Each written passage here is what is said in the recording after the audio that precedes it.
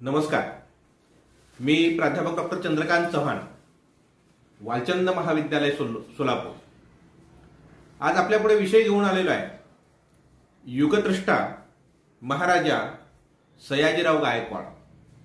खर तर छत्रपती शाहू महाराजांचे सेनापती दाभाडे यांनी गुजरातमध्ये मोगलांना काठेवाडपर्यंत मागं रेटलं. शाहू महाराज औरंगजेबाच्या मृत्यूनंतर यावेळेला स्वराज्यामध्ये परत आले आणि स्वराज्यामध्ये परत आल्यानंतर त्यांच्या कालखंडामध्ये छत्रपती शिवाजी महाराजांनी निर्माण केलेलं हे जे काही स्वराज्य होतं, हे स्वराज्य आणखी मोठ्या प्रमाणावर उत्तर भारतामध्ये विस्तृत होत गेलं. दुसऱ्या बाजीरावाच्या कालखंडामध्ये मराठ्यांनी दिल्लीपर्यंत सगळीकडे उत्तरेकडे प्रचंड धुमाकूळ माजवलेला होता आणि त्यामध्ये मराठ्यांचे सेनापती जे होते त्यांनी दाभाड्यांनी गुजरातमध्ये मोठ्या प्रमाणावर मोगलांना मागं सारण्याचं काम केलेलं होतं. त्यावेळेला त्यांच्यासोबत दामाजीराव गायकवाड हे मराठी सेनानी होते आणि या दामाजीराव गायकवाडांचं गाव जे होतं ते पुणे जिल्ह्यातील खेड तालुक्यातील दावडी गावचं मूळ त्यांचं ठिकाण. आणि या दामाजींनी राक्षस भुवनच्या लढाईमध्ये प्रचंड पराक्रम गाजविला आणि म्हणून निजामाच्या विरुद्ध गाजविलेल्या या पराक्रमाबद्दल शाहू महाराजांनी त्यांना शमशेर बहादर हा किताब दिलेला होता. मोगलांचा पराभव करून बडोदे ताब्यात घेऊन तेथे गायकवाड घराण्याची सत्ता ही त्यांनी स्थापन केली आणि अशा रीतीनं बडोद्याला गायकवाडांचं घराणं हे स्थिर झालं. बडोद्यामध्ये महाराज खंडेरावांच्या कालखंडामध्ये खंडेरावांना 2 पत्नी आधी होत्या, त्यांच्यापासून त्यांना पुत्रप्राप्ती झाली नाही म्हणून तिसरी पत्नी त्यांनी केलेली होती. आणि हे खंडेराव जे होते, हे खंडेराव ज्या वेळेला निधन पावले त्यावेळेला ते निपुत्रिक निधन पावलेले होते. त्यांचे बंधू मल्हारराव हे अतिशय पाताळ यंत्री होते. त्यांनी खंडेरावांना जीवे मारण्याचा विषप्रयोग करून देखील प्रयत्न केलेला होता. म्हणून खंडेरावांनी या मल्हाररावांना कैदेमध्ये टाकलेलं होतं. परंतु खंडेरावांचा जेव्हा मृत्यू झाला त्यावेळेला त्यांची जी काही पत्नी होती जमनाबाई ही पोटुशी होती आणि जमनाबाई पोटुशी असल्या कारणामुळे तिला पुत्र होणार की पुत्री हे अजून काही निश्चित नसल्या कारणामुळे इंग्रजांनी खंडेरावाच्या मृत्यूनंतर त्याचा बंधू मल्हारराव यांना मुक्त केलं आणि मल्हाररावांना मुक्त करून जर जमनाबाईंना मुलगा झाला तर हे संस्थान ही गादी त्यांच्या ताब्यामध्ये देण्याची अट त्यांच्याकडून मान्य करून घेऊन मल्हाररावांना गादीवर बसवलं. परंतु दुर्दैवाने जमनाबाईंना मुलगी झाली आणि मुलगी झाल्यामुळे ही अटच जणू रद्दबातल ठरली आणि याचा प्रचंड मोठ्या प्रमाणावर मल्हाररावाने फायदा करून घेतला आणि गैरफायदा म्हणून आपण त्याला करून घेतला आणि बडोद्याच्या रयतेवर अन्याय अत्याचार करायला सुरुवात केली. मोठ्या प्रमाणावर त्यांचा छळ करायला, मनमानीप्रमाणे कारभार करायला सुरुवात केली. इतकंच नाही तर पुढे जाऊन त्यांनी ब्रिटिश रेसिडेंट कर्नल फेयर याला ठार मारण्याचा प्रयत्न केला. कर्नल फेयर याला ठार मारण्याचा प्रयत्न केल्यानंतर मात्र इंग्रजांनी, ब्रिटिशांनी त्याला पकडलं आणि कैदेमध्ये टाकलं आणि त्यानंतर जमनाबाईंना जे खंडेरावांच्या पत्नी होत्या त्यांना दत्तक पुत्र घेण्यास परवानगी इंग्रजांनी दिली आणि मग त्यानंतर पुण्याहून जमनाबाई या बडोद्याला आला. आता त्यांना दत्तक पुत्र घ्यायचा होता, परंतु तो पुत्र घेत असताना जमनाबाईंनी आपल्या गायकवाड घराण्याची एक शाखा जी खानदेशातील कवळाण्याला होती, त्या खानदेशातील कवळाण्याला असलेल्या आपल्या शाखेतील एका मुलाला, 12 वर्षाचा मुलगा गोपाळ नावाचा, या मुलाला जमनाबाईंनी दत्तक घेतलं. ज्या वेळेला गोपाळा दत्तक घेण्यात आलेलं होतं त्यावेळेला तो अशिक्षित आहे, अतिशय सामान्य अशा प्रकारचं जीवन जगत असलेला, साधा असा असणारा असा हा गोपाळ 27 मे 1875 रोजी दत्तक विधान झाल्यानंतर सयाजीराव तिसरे या नावाने बडोद्याच्या गादीचा वारस बनला.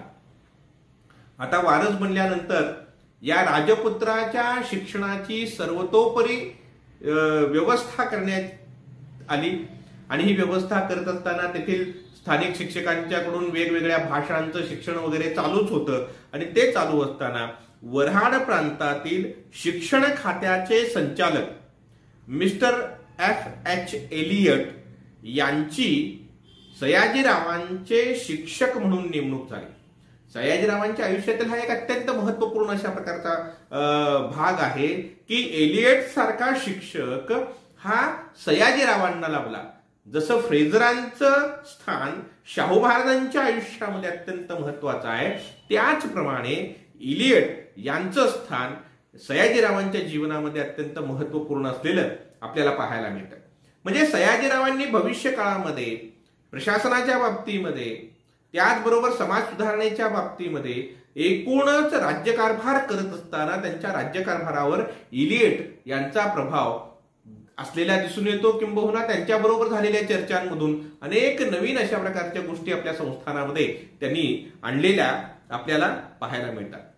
28 डिसेंबर 1881 रोजी सयाजीरावांचं राज्यारोहण पार पडलं आणि सयाजीराव बडोदा संस्थानचे महाराज बनले.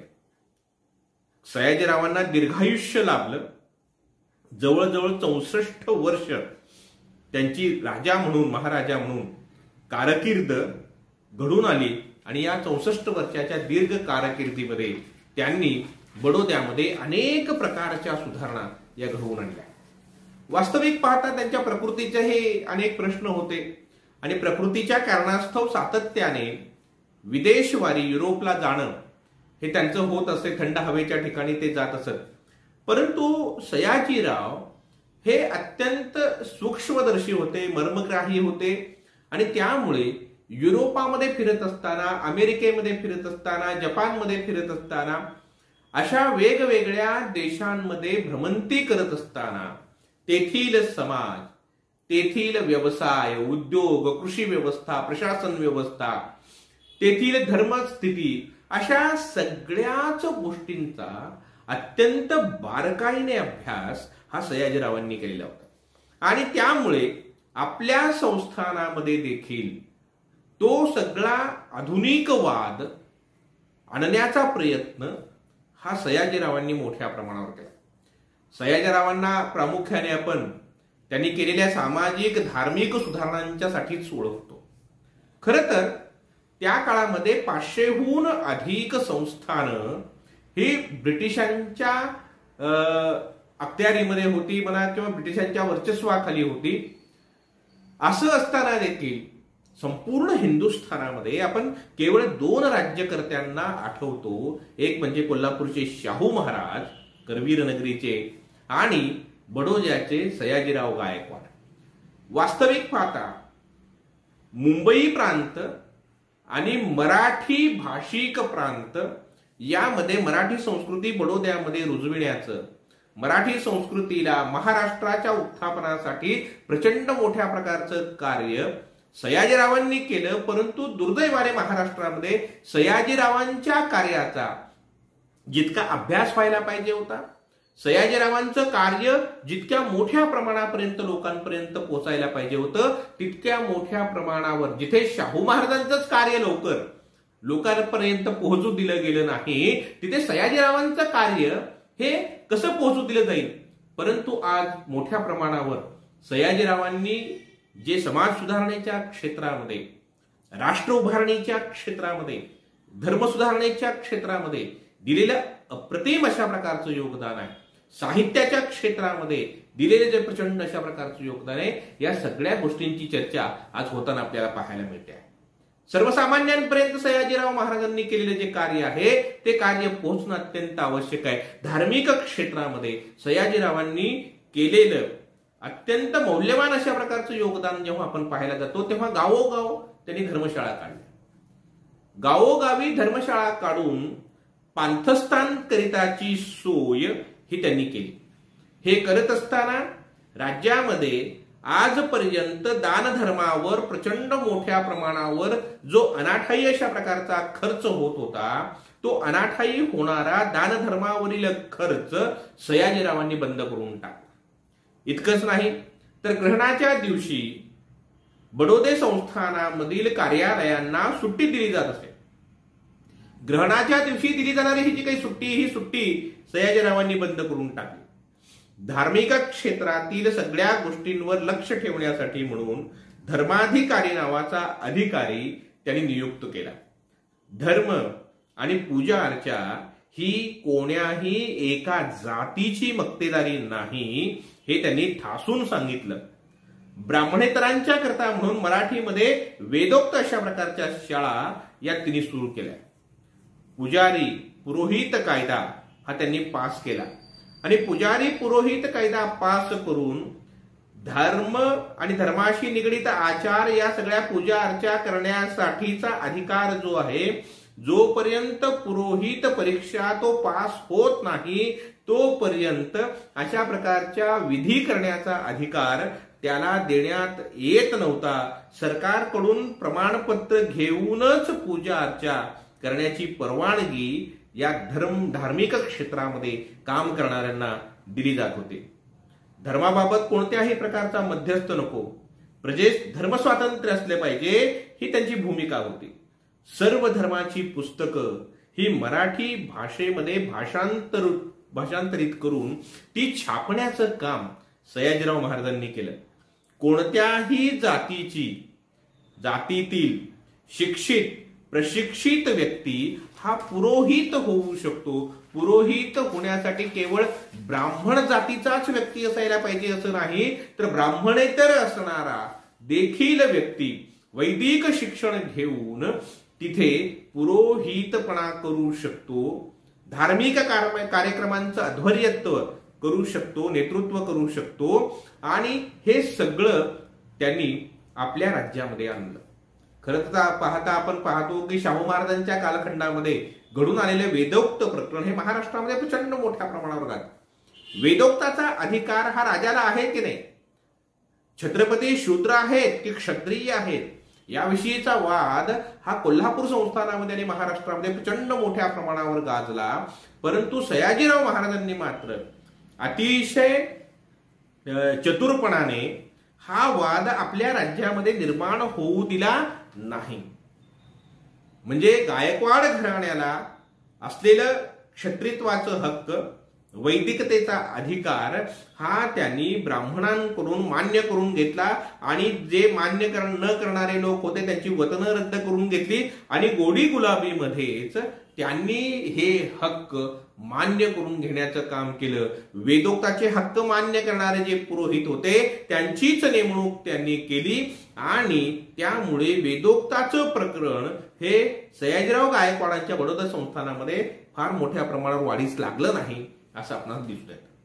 दुसरा एक अतिशय महत्वाचा भाग म्हणजे सामाजिक क्षेत्रामध्ये समान अशा प्रकारचा न्याय सगळ्यांना मिळाला पाहिजे, समतेचे अधिकार सगळ्यांना प्राप्त झाले पाहिजे, समाजामधील उच्च नीचता जी मोठ्या प्रमाणावर आहे ती दूर झाली पाहिजे. यासाठी म्हणून मोठ्या प्रमाणावर प्रयत्न सयाजीराव गायकवाडांनी केलेले आपल्याला बघायला मिळतात.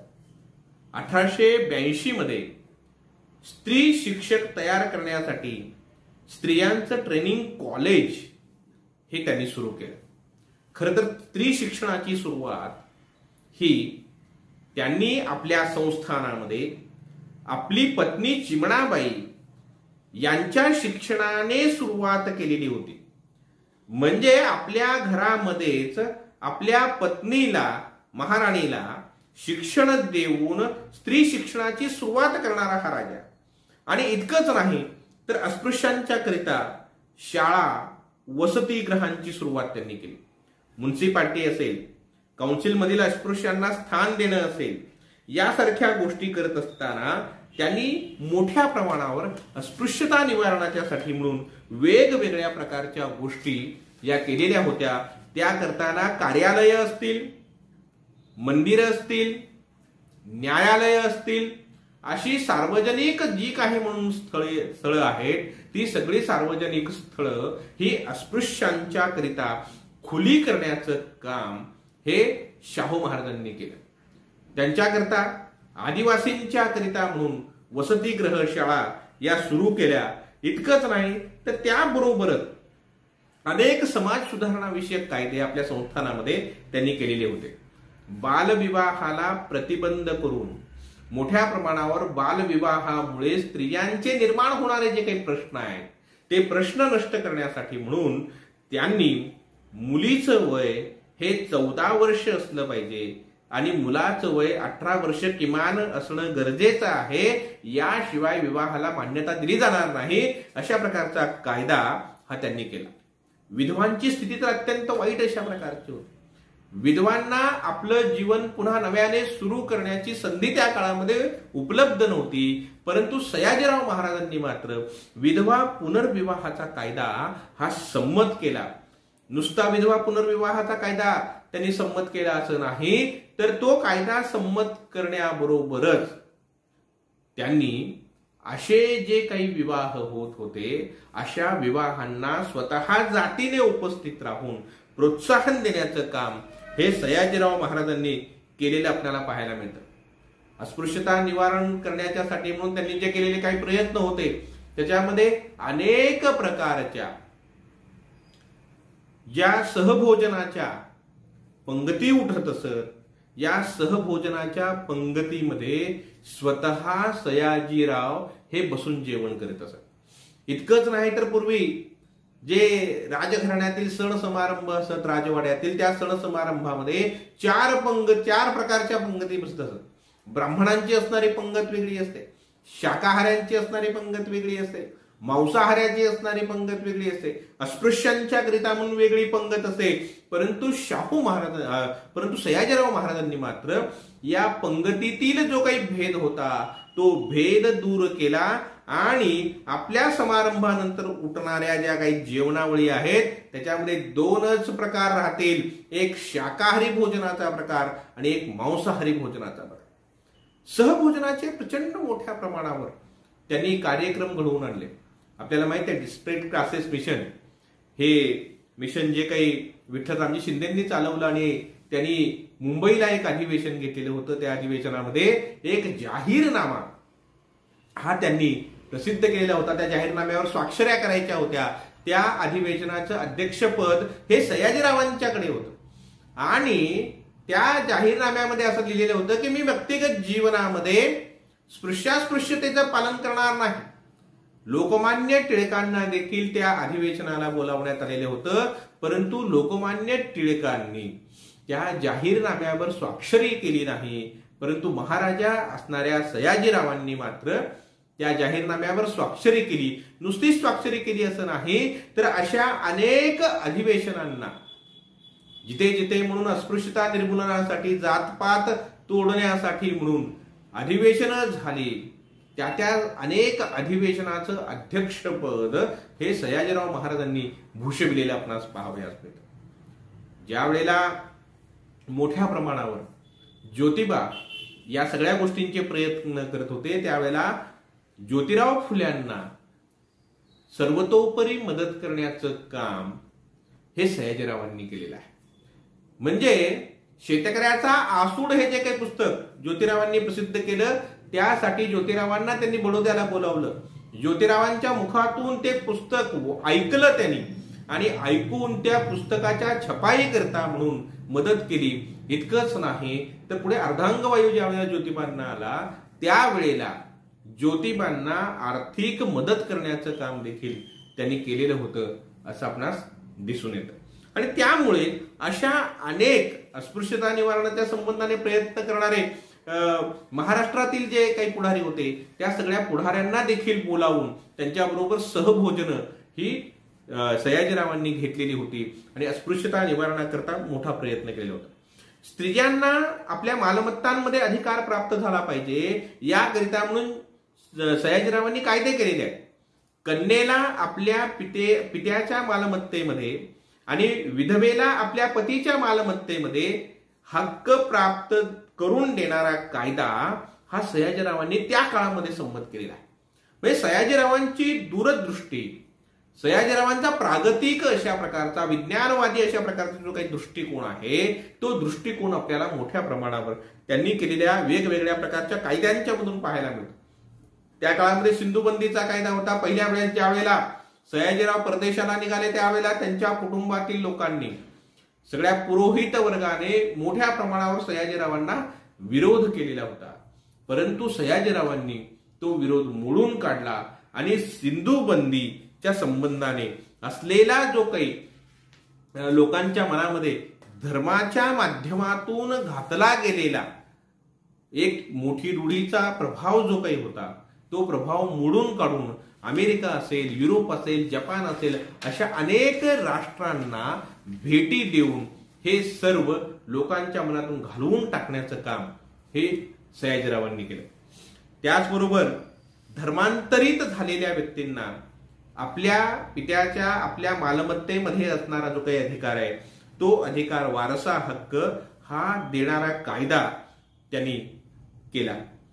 त्याबरोबर घटस्फोट घेण्याचा अधिकार स्त्रीला असला पाहिजे म्हणून बडोदा संस्थानातील काही स्त्रियांनी सयाजीरावांच्याकडे मागणी केलेली होती. या शिक्षित असणाऱ्या काही स्त्रियांनी पुरुषांना बहुविवाह करण्याचा अधिकार आहे. अनेक स्त्रियांशी पुरुष विवाह करू शकतात, परंतु एखाद्या स्त्रीला जर तिचा जोडीदार आयुष्याचा चांगला मिळाला नाही, व्यसनी मिळाला, किंवा तिच्याशी त्याच्याबरोबर तिचं वैचारिक पटत नसेल, तर अशा वेळेला त्या स्त्रीला त्या पतीपासून घटस्फोट घेऊन आपलं आयुष्य पुन्हा नव्याने सुरुवात करण्याचा अधिकार असला पाहिजे. अशा प्रकारची मागणी ज्या वेळेला स्त्रियांनी बडोद्यातील सयाजीरावांच्याकडे केली, त्यावेळेला सयाजीरावांनी घटस्फोटाचा कायदा हा मंजूर केला. सयाजीराव हे कर्ते सुधारक होते, म्हणजे नुसतं बोलून थांबणारे नव्हते. सयाजीरावांनी आपल्या एकुलत्या एक कन्येचा, प्रिन्सेस इंदिरा राजे यांचा विवाह कूचबिहारचे जे राजपुत्र होते त्या कूचबिहारच्या राजपुत्रांच्या बरोबर लावलेला होता. ते मराठे नव्हते. हा आंतरजातीय अशा प्रकारचा विवाह सयाजीरावांनी आपल्या कन्येचा घडवून आणलेला आपल्याला बघायला मिळतो. म्हणजे इतरांना सुधारणा करण्याच्या संबंधाने प्रबोधन करत असताना प्रत्यक्ष आपल्यावर करण्याची कृती ज्या वेळेला येते, त्यावेळेला अनेक मोठमोठे सुधारक हे तत्वांपासून मागे सरलेले आपण अनेकदा पाहिलेले आहेत. परंतु सयाजीराव हे कर्ते सुधारक होते. त्यांनी जसं सांगितलं तसंच कृतीमध्ये आणलं. जातपात आपल्या आयुष्यामध्ये कधी मांडली नाही. अस्पृश्याच्या मांडीला मांडी लावून सहभोजन केलं आणि आंतरजातीय विवाह करण्याचा प्रश्न ज्या वेळेला आपल्या कन्येच्या, एकुलत्या एक कन्येचा आला, त्यावेळेला तो विवाह देखील त्यांनी करून दाखविला. आणि म्हणून आपण पाहतो की अस्पृश्यता निवारणाच्या संबंधाने जे काही कार्य सयाजीरावांनी केलं, त्या कार्याबद्दल महात्मा गांधींनी देखील मोठ्या प्रमाणावर त्यांची स्तुती ही केलेली आपल्याला दिसून येते. याबरोबर सयाजीरावांचं आणखी एक अत्यंत महत्वाचं कार्य म्हणजे हजारो विद्यार्थ्यांना शिष्यवृत्ती देऊन उच्च शिक्षण प्राप्त करण्याची संधी जी सयाजीरावांनी प्राप्त करून दिली. सयाजीरावांनी राज्यकारभार हाती घेतल्यानंतर आपल्या संस्थांचा, आपल्या राज्याचा फेरफटका मारला. आपल्या राज्यामध्ये भ्रमंती केली आणि त्यांनी पाहिलं की प्रचंड दारिद्र्यामध्ये, प्रचंड गरिबीमध्ये जगणारे लोक, आदिवासींचे असणारे हाल, आणि या सगळ्या गोष्टी बघितल्यानंतर त्यांना शिक्षण घेणं अशक्य आहे या गोष्टीची जाणीव त्यांना झाली. त्यांना शिक्षणाच्या माध्यमातून राष्ट्रीय प्रवाहामध्ये, सामाजिक प्रवाहामध्ये आणलं पाहिजे ही गोष्ट त्यांना सातत्याने जाणवायला लागली. त्यावेळेला मोठ्या प्रमाणावर त्यांनी गरीब मुलांच्या साठी म्हणून शिष्यवृत्त्या जाहीर केल्या. सयाजीराव गायकवाडांच्या बाबतीमध्ये आणखी एक गोष्ट आपण लक्षात घेतली पाहिजे, ती खूप मजेशीर म्हणजे अशा प्रकारची आहे की त्यांच्या कुटुंबातील लोक हे सयाजीरावांना खर्च न करू देण्याबद्दल मोठ्या प्रमाणावर मागे बोलत असत.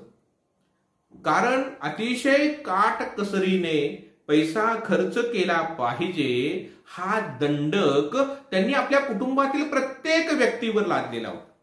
आणि त्यामुळे राजघराण्यात जन्मास येऊन देखील आपल्याला खर्च करता येत नाही. म्हणजे जे सयाजीराव सामाजिक कार्याकरता प्रचंड मोठ्या प्रमाणावर खर्च करतायत, संस्थानातील खजिन्याबरोबरच आपल्या वैयक्तिक खजिन्यातील पैसा मोठ्या प्रमाणावर खर्च करतायत, खासगीतून खर्च करतायत, ते सयाजीराव मात्र आपल्या कुटुंबियांना अतिरिक्त खर्च करू देत नाहीत.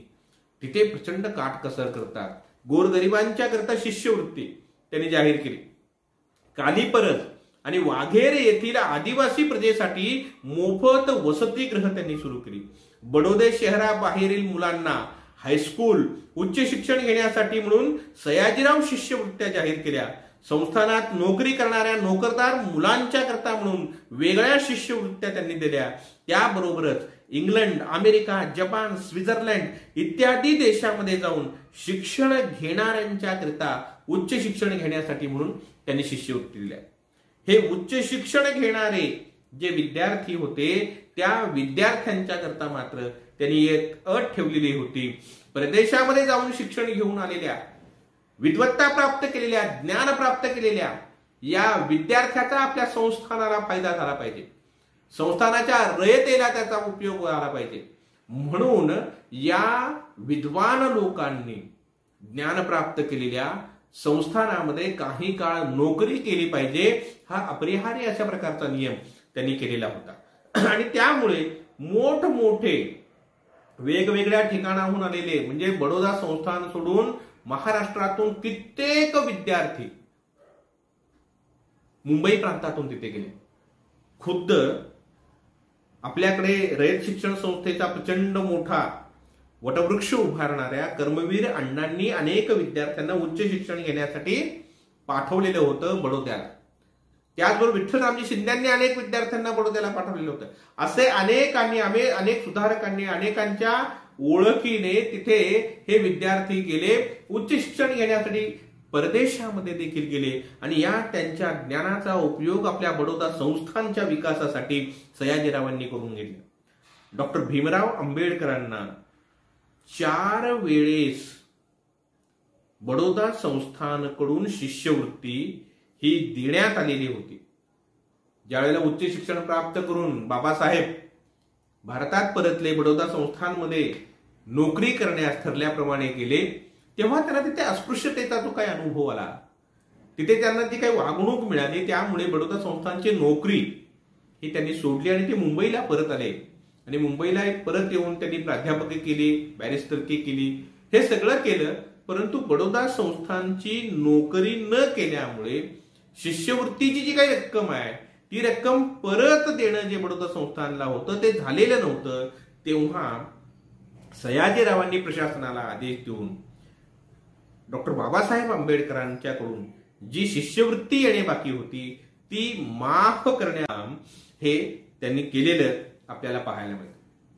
सयाजीरावांनी कलाभुवन नावाचं एक शैक्षणिक क्षेत्रातील आदर्श अशा प्रकारचं क्षेत्र तिथे उभं केलं. त्या माध्यमातून आपल्या राज्याबाहेरील लोकांना तंत्रशिक्षण देण्याचं काम त्यांनी केलं.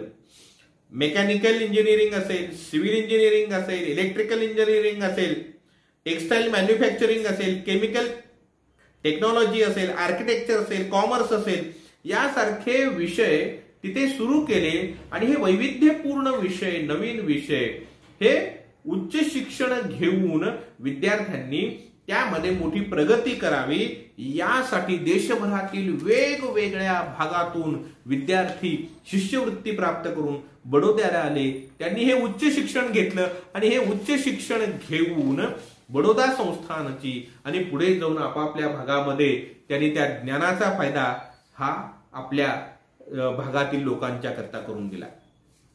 सयाजीरावांचं फारसं चर्चा न केलं जाणारं अशा प्रकारचे क्षेत्रातील योगदान म्हणजे राष्ट्रीय चळवळीमध्ये सयाजीरावांनी दिलेलं जे काही योगदान आहे. ईस्ट इंडिया कंपनीने बडोदा संस्थानच्या बरोबर जो करार केलेला होता त्या बडोदा संस्थानच्या करारामध्ये ईस्ट इंडिया कंपनीने बडोद्याच्या बरोबर समानतेचा करार केलेला होता. बडोदा हे ईस्ट इंडिया कंपनीचं मांडलिक राज्य नव्हतं. जशी इतर सगळी संस्थानं, इतर सगळी राज्य ही मांडलिक राज्य होती, म्हणजे ईस्ट इंडिया कंपनीचं वर्चस्व मान्य करणारी राज्य होती. परंतु बडोदा हे समानतेने वागणारं अशा प्रकारचं राज्य होतं. असं कलम हे ईस्ट इंडिया आणि बडोदा संस्थान यांच्यामध्ये झालेल्या कराराच्या बाबतीमध्ये होतं, ज्याचा उपयोग सातत्याने सयाजीरावांनी करून घेतला. आणि इंग्रजांच्या बरोबर वागत असताना बरोबरीनं वागणं हे सयाजीरावांनी सातत्याने ठेवलं. पुढे एका सयाजीरावांवरील चारित्र्याच्या हननाच्या एका प्रकरणामध्ये तो खटला इंग्लंडमध्ये चालविण्याचा प्रयत्न जेव्हा झाला, त्यावेळेला सयाजीरावांनी सांगितलं की मी काही तुमचं मांडलिक राज्य नाही आहे, तर मी बरोबरीने तुमच्याशी संवाद साधणारा, राहणारा अशा प्रकारचा राजा आहे. माझं आणि तुमचं स्थान समानतेचं आहे. आणि मग या वेळेला ईस्ट इंडिया कंपनी बरोबर झालेला जो काही करार होता, त्या कराराचं पुनर्शीलन केलं गेलं आणि पुनःपरीक्षणानंतर हे सिद्ध झाल्यानंतर तो वाद तिथे मिटला. परंतु या देशातील राष्ट्रीय चळवळीला मोठ्या प्रमाणावर मदत करण्याचं काम हे सयाजीरावांनी केलेलं आहे. म्हणजे जसं शाहू महाराजांच्या बाबतीमध्ये आपण पाहतो की शाहू महाराजांनी समाज सुधारणा करत असताना आपल्या संस्थानामध्ये प्रचंड मोठ्या प्रमाणावर आपल्या रयतेकरता सगळ्या वेगवेगळ्या सुविधा निर्माण करत असताना ब्रिटिश शासनाच्या बरोबर त्यांनी चांगले संबंध प्रस्थापित केलेले होते. परंतु सयाजीराव त्या बाबतीमध्ये वेगळे होते. इतर सगळीच्या सगळी संस्थानं ब्रिटिशांचं वर्चस्व मान्य करत होती. त्यावेळेला ब्रिटिशांच्या विरोधी चाललेल्या राष्ट्रीय लढ्यामध्ये सयाजीराव सहभागी होतात, काँग्रेसच्या अधिवेशनांमध्ये सहभागी होतात. अरविंद घोषांसारखे क्रांतिकारकांचे अग्रणी सयाजीरावांचे खाजगी सचिव म्हणून अनेक काळ काम करत होते. मुक्ती कौन पथे हा त्यांचा जो काही ग्रंथ आहे, हा ग्रंथ बडोद्याच्या संस्थानातील छापखान्यामध्ये छापला गेलेला होता. गंगानाथ राष्ट्रीय विद्यालय हे राष्ट्रीय शिक्षण देणारं अशा प्रकारचं केंद्र बडोदा संस्थानमध्ये निर्माण झालेलं होतं. सावरकरांच्या अभिनव भारतचे काय कार्यकर्ते होते, त्यातील एका कार्यकर्त्याला तर आपल्या मुलाचा सोबती राजपुत्राचा सोबती म्हणून त्यांनी नियुक्त केलेलं होतं. बडोद्यातील वृत्तपत्रातून राष्ट्रीय विचारांचा प्रसार सातत्याने होत होता. खासेराव जाधव हे जे सयाजीरावांचे नातेवाईक होते, ज्यांना त्यांनी परदेशामध्ये शिक्षणाला पाठवलेलं होतं, त्यानंतर एका जिल्ह्याचा कलेक्टर म्हणून देखील त्यांनी नियुक्त केलेलं होतं. तर हे प्रामुख्याने स्वातंत्र्य चळवळीमध्ये मोठ्या प्रमाणावर सहभागी होते. सयाजीरावांवर त्यामुळेच व्हाईसरॉय लॉर्ड हार्डिंग्जने राष्ट्रद्रोहाचा आरोप ठेवलेला होता. त्याची चौकशी इंग्लंडमधून सुरू झालेली होती. अरविंद घोष, लोकमान्य टिळक, दादाभाई नौरोजी, न्यायमूर्ती रानडे, न.ची. केळकर, खासेराव जाधव, केशवराव देशपांडे, प्रोफेसर माणिकराव, लाला लजपतराय, वि.दा. सावरकर, तसेच परदेशातील बाबू तारकनाथ, मादाम कामा, श्यामजी कृष्ण वर्मा, बिपिनचंद्र पाल अशा अनेक क्रांतिकारकांशी, स्वातंत्र्य चळवळीतील नेत्यांशी त्यांचा संबंध आहे. म्हणून त्यांच्यावर देशद्रोहाचा खटला चालविला जावा यासाठीचा प्रयत्न लॉर्ड हार्डिंग्जने केलेला होता. परंतु सयाजीराव सातत्याने ब्रिटिश शासनाला हे सांगत आलेले होते की तुम्ही माझ्या संस्थानामध्ये क्रांतिकारक चळवळींना आश्रय दिला जातो, त्यांना मदत केली जाते, हे जर तुम्ही सिद्ध केलं तर तसं करणाऱ्यांवर मी लगेच कारवाई करेन, त्यांना शिक्षा देईन, तुम्ही ते सिद्ध करावं. लॉर्ड हार्डिंग्ज पुढे जाऊन त्या अहवालामध्ये असंही म्हणतो की सयाजीराव हे अतिशय चाणाक्ष आहे आणि ते कुठल्याही प्रकारचा पुरावा ठेवत नाहीत. त्यामुळे सयाजीरावांवरचे हे आरोप आम्हाला सिद्ध करता येत नाही. सयाजीरावांनी राष्ट्रीय चळवळीला, क्रांतिकारक चळवळीला केलेली मदत, दिलेले जे योगदान आहे ते अत्यंत महत्वपूर्ण आहे. परंतु त्याची फारशी चर्चा कधी कुठे झालेली आपल्याला पाहायला मिळत नाही. एक राज्यकर्ता केवळ समाज सुधारणा करतो म्हणून, धर्म सुधारणा करतो म्हणून मोठा असत नाही, तर आपल्या राज्यातील रयतेकरिता, जनतेकरिता कोणत्या प्रकारच्या सुविधा, कशा प्रकारचं राज्य, शांतता सुव्यवस्थेचं राज्य त्याने निर्माण करून दिलं का, समानता निर्माण करणारं अशा प्रकारचं, प्रत्येकाला संधी निर्माण करणारं अशा प्रकारचं राज्य हे त्या राज्यकर्त्याने निर्माण करून दिलं का, याच्यावर त्या राज्यकर्त्याचं मोठेपण ठरत असतं. आणि म्हणून आपण पाहतो आपल्या राज्यामध्ये शैक्षणिक सुधारणेला अत्यंत महत्वाचं अशा प्रकारचं स्थान हे सयाजीरावांनी दिलं. शिक्षण हे परिवर्तनाचं साधन आहे, सयाजीराव हे मानत होते. आणि म्हणून 1875 मध्ये स्वतंत्र शाळा खाते हे त्यांनी सुरू केलं. हिंदुस्थानात कायद्याने शिक्षण सक्तीचं आणि मोफत करणारं बडोदा हे पहिलं संस्थान होतं. 1892 पासून बडोदा संस्थानामध्ये शिक्षण सक्तीचं आणि मोफत बनविण्यात आलं. ज्या मुलांना पालक शाळेमध्ये पाठवत नाहीत अशा पालकांचा एका दिवशी जेवढी मजुरी आहे त्या मजुरीतील अर्धी मजुरी होईल इतका दंड त्या पालकांना सयाजीरावांनी लावलेला होता. 1890 मध्ये कलाभवनची स्थापना करून तंत्रशिक्षण, वास्तुकला, चित्रकला, संगीत, नाट्यकला इत्यादी शिक्षणाची सोय त्यांनी बडोद्यामध्ये करून दिली. त्याचबरोबर औद्योगिक शाळांची सुरुवात बडोद्यामध्ये केली.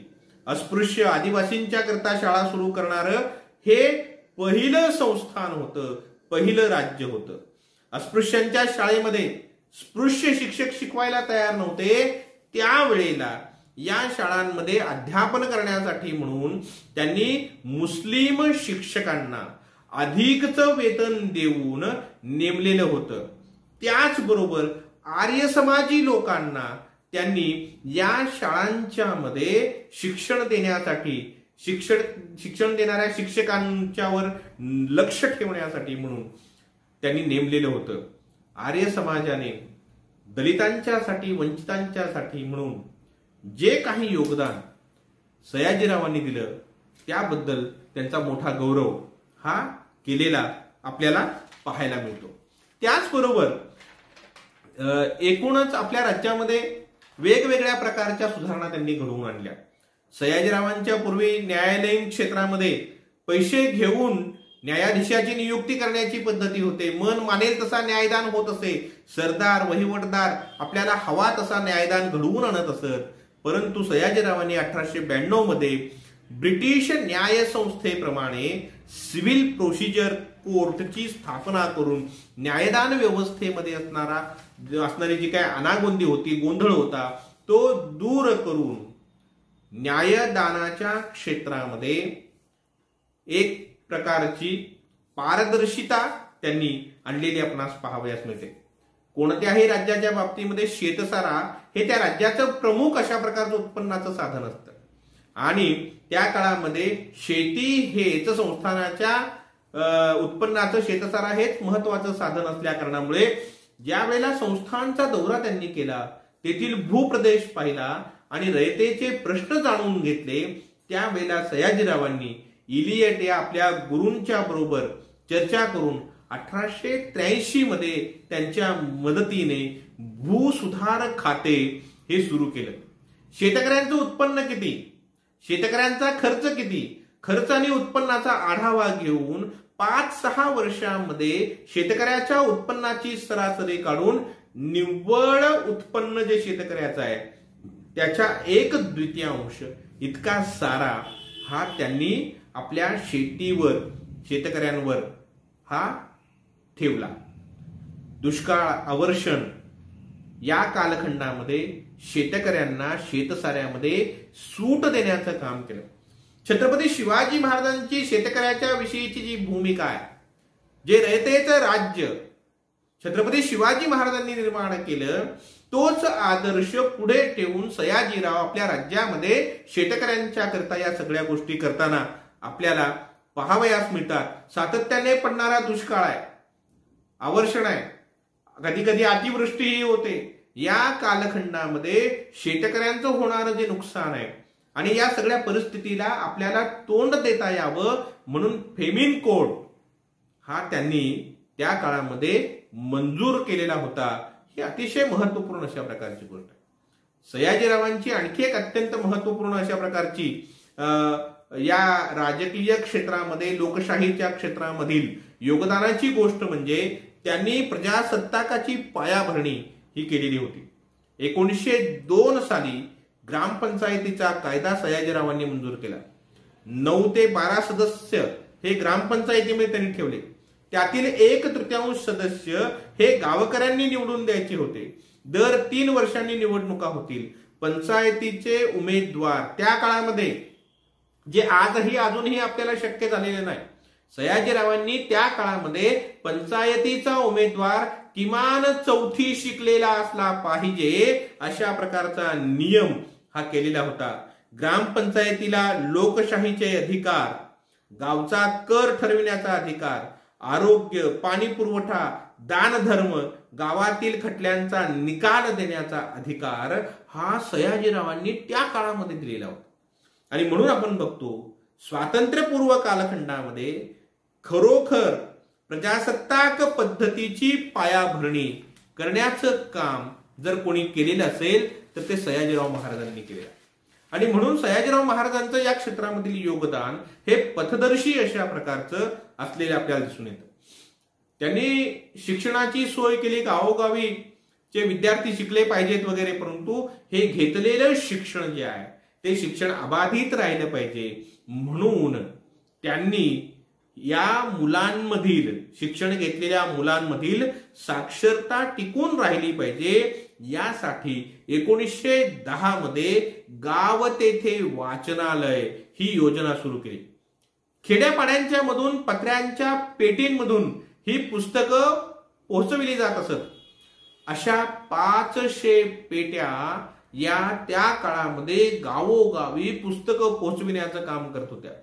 7 गावांच्या मध्ये वाचनालय कायमस्वरूपी उघडण्यात आलेली होती.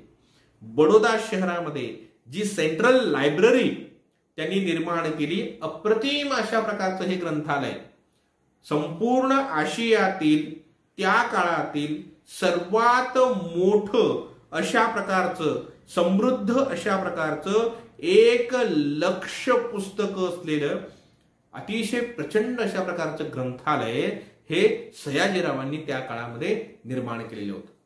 आणि त्याबरोबरच आपण बघतो की सयाजीरावांनी साहित्य ग्रंथ निर्मिती या क्षेत्रामध्ये प्रचंड मोठं अशा प्रकारचं योगदान दिलेलं आहे. त्यांनी पुस्तक हे ज्ञानाचं साधन आहे आणि म्हणून सर्व भाषातील सर्व विषयांची पुस्तकं कमी पैशामध्ये ही उपलब्ध झाली पाहिजेत म्हणून पुस्तक प्रकाशनाचं कार्य हे हाती घेतलं.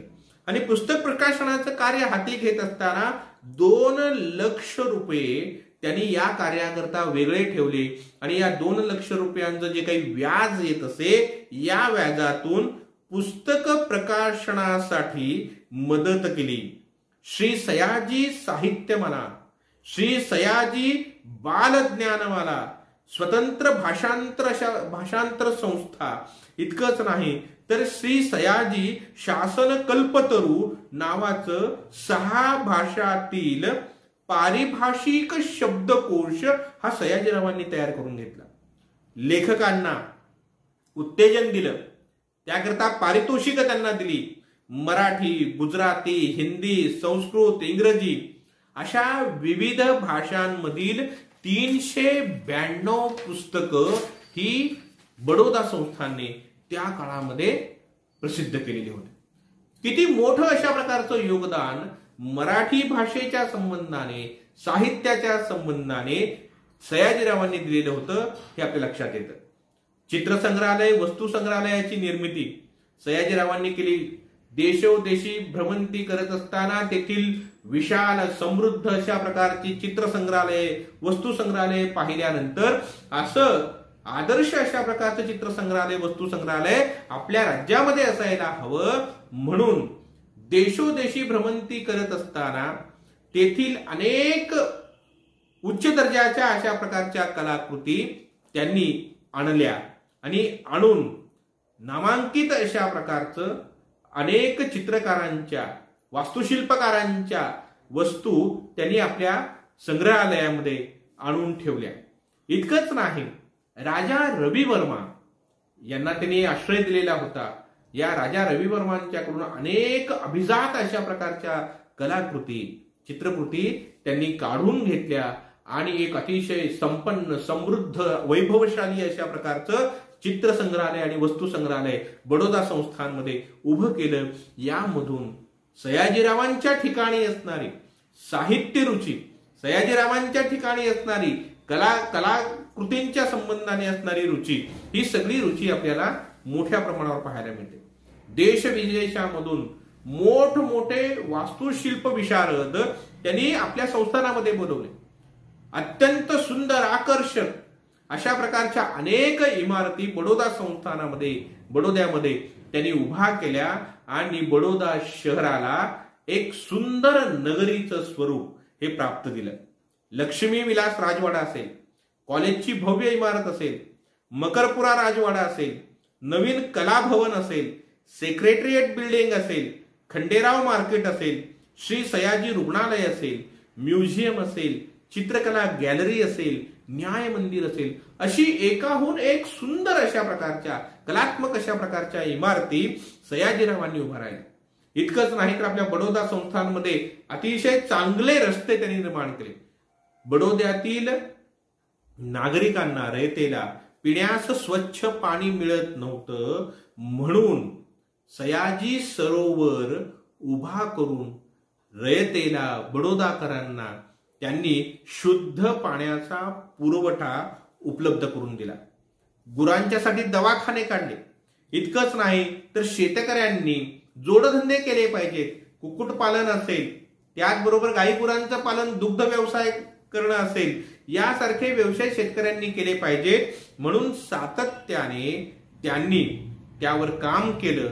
आणि त्याचमुळे शेतकऱ्यांच्या बाबतीमध्ये मी पुन्हा एकदा म्हणतोय की शिवाजी महाराजांनी केलेल्या कामांची जणू पुनरावृत्तीच सयाजीराव आपल्या सगळ्या संस्थानामध्ये करतायत. आणि हे करताना शेतकऱ्यांना कमी व्याजदरामध्ये कर्ज देत आहेत, शेतकी पतपेढ्यांची निर्मिती करतायत, सुधारित बी बियाणे, कीटकनाशकांची माहिती देणारी माहिती पुस्तिका छापून ती शेतकऱ्यांपर्यंत पोहोचविण्याचा प्रयत्न करतायत, शेतकी प्रदर्शनं आयोजित करतायत आणि आधुनिक शेती ही करण्यासाठी शेतकऱ्यांना प्रोत्साहन देण्याचं काम करतायत.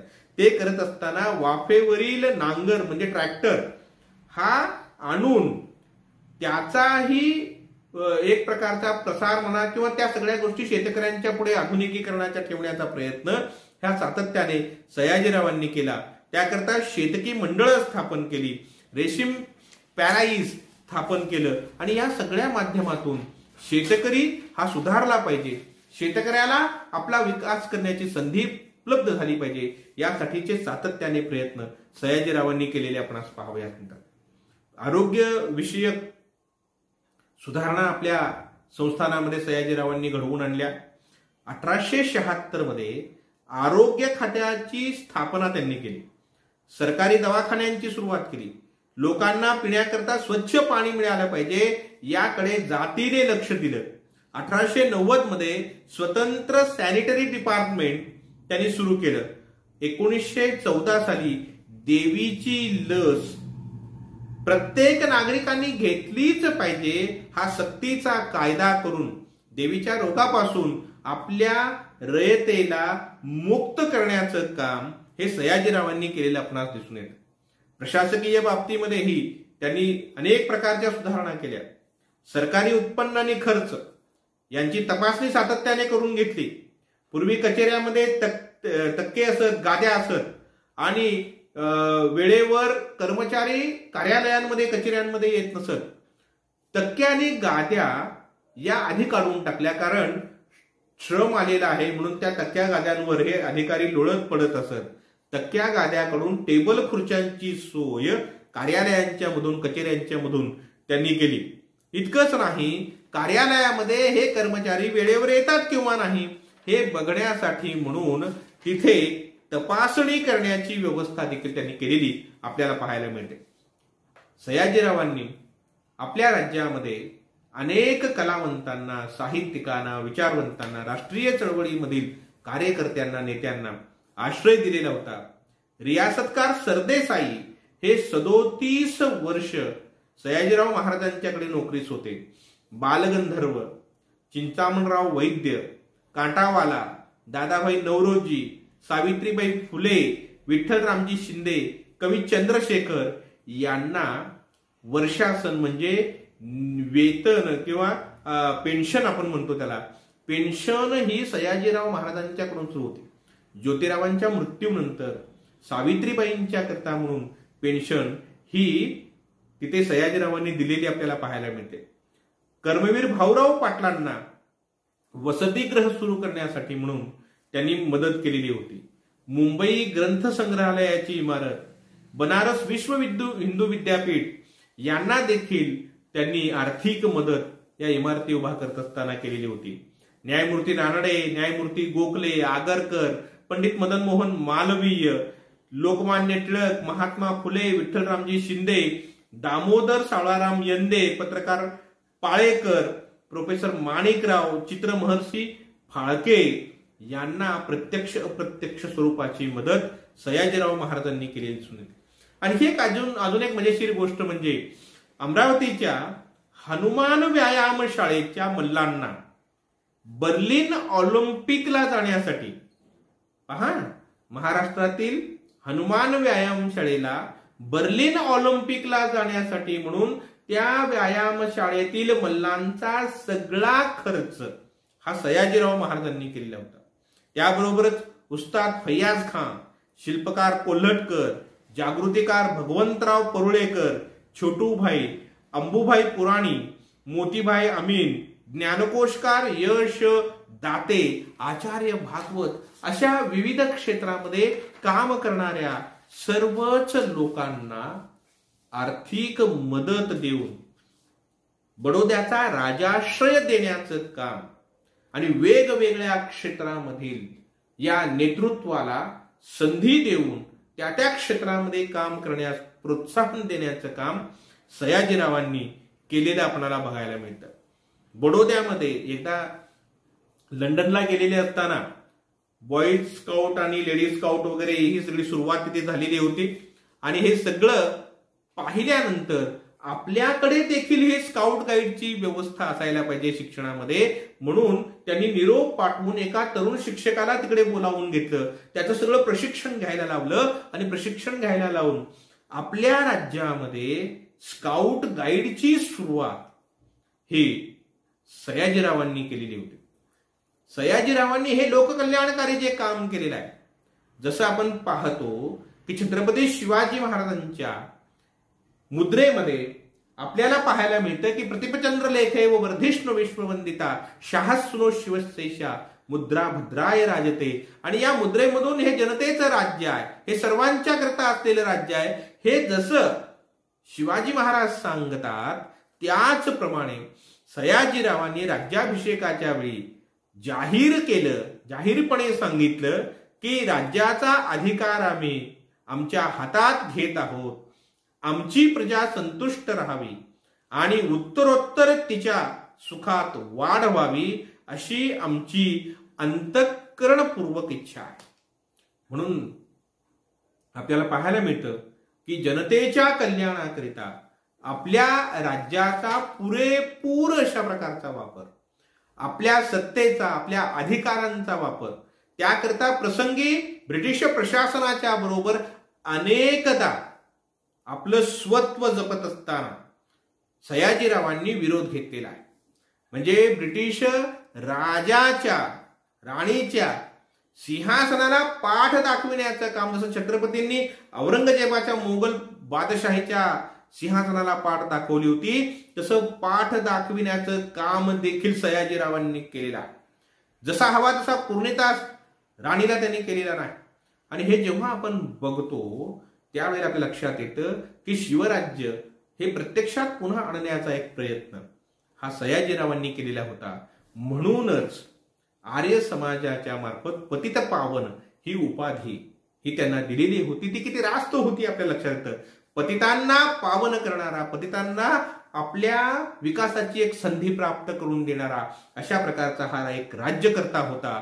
आणि सयाजीरावांच्या सारख्या राज्यकर्त्याने मराठी भाषा, मराठी संस्कृती हे सगळं तिथे बडोद्यामध्ये, गुजरातमध्ये जतन करून ठेवलं. आणि आपण महाराष्ट्रामध्ये मात्र महाराष्ट्रातील एक पिढी सयाजीरावांनी दिलेल्या शिष्यवृत्तीने उच्च शिक्षित झाली. महाराष्ट्रातील सगळ्या लोकांना एक विकासाची, एक उच्च शिक्षणाची संधी सयाजीरावांनी प्राप्त करून दिली. परंतु असं असून देखील सयाजीरावांच्या कार्याचा म्हणावा तितका आपण विचार केला नाही. सयाजीरावांच्या कार्याचं आपण महत्व जाणलं नाही. ते जाणणं अत्यंत आवश्यक आहे असं मला वाटतं. या व्हिडिओच्या निमित्ताने जे सयाजीराव मला जाणवले, म्हणजे सयाजीराव म्हणजे केवळ समाज सुधारणा असं नाही, सयाजीराव म्हणजे केवळ धर्म सुधारणा असं नाही, तर त्याहूनही अतिशय व्यापक अशा प्रकारचं एक व्यक्तिमत्व सयाजीरावांचं होतं. एक जनकल्याणकारी राज्य स्थापन करत असताना एक चांगलं आयुष्य, भौतिक अशा प्रकारचं जीवन चांगलं आपल्या रयतेचं झालं पाहिजे, यासाठी संपूर्ण आयुष्यभर झटणाऱ्या या राजाला मी विनम्र अभिवादन करतो. आपल्याला हा व्हिडिओ जर आवडला तर जरूर आपण तो लाईक, शेअर आणि सबस्क्राईब करावा अशी आपणास विनंती करतो आणि थांबतो. धन्यवाद.